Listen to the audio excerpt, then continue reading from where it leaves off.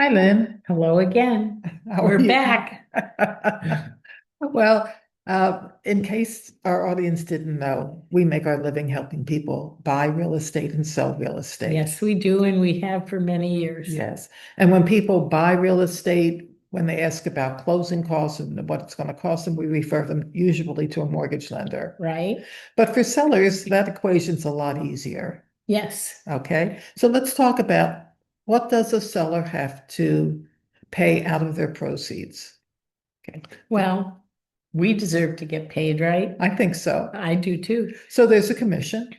Usually between 2 and 3%. Yeah. Right? And it's number one, it's important to know that it's negotiable. And that rate will vary depending on the level of service that the That's client correct. requires. And sometimes the buyer's agent will ask to be paid as well. And again, that's negotiable. Correct. Okay, so we have commission. Then we have legal fees. Right? Again, Massachusetts requires that lawyers be involved.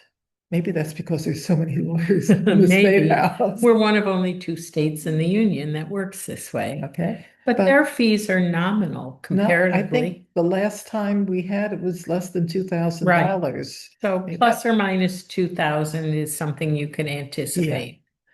And then there's something that we call stamp tax, because in the old days, they literally put the stamps On the deed, right, And this is the state's percentage. right. And that's just under 0.5%, 0.0456% of the Yeah. selling price. So that is pretty straightforward. Right. Okay. And so then you have your net. Well, and then there's capital gains. Well, it depends on the value of the house. Right. Okay. The government says, and we looked this up, okay? Right. A married couple selling the home can avoid taxes if they have less than $500,000 in capital gains. Right. Now, to define that, if you paid 300 for the house and you're selling it for 800, then that 500 would be exempt as a married couple from paying capital gains, but Mhm. anything over that would be subject to capital gains. That's much too simplistic Yes, it is. because the capital gains is how much money you actually made on the sale. So you have your starting point, okay, Called the basis. the basis. So with my house, we bought it for almost $300,000. It's been in there a while. It's Yeah, worth I've a been lot in more. there. Well, it's worth about 750 now. Mhm. So that would be $450,000 worth of capital gains. But actually, it's not that much because we've done a lot of work to the house. Right. So to my $300,000, I pay the cost of all the work that we've done, and that actually raises my basis. Right. So let's say it's up to 400,000. Right.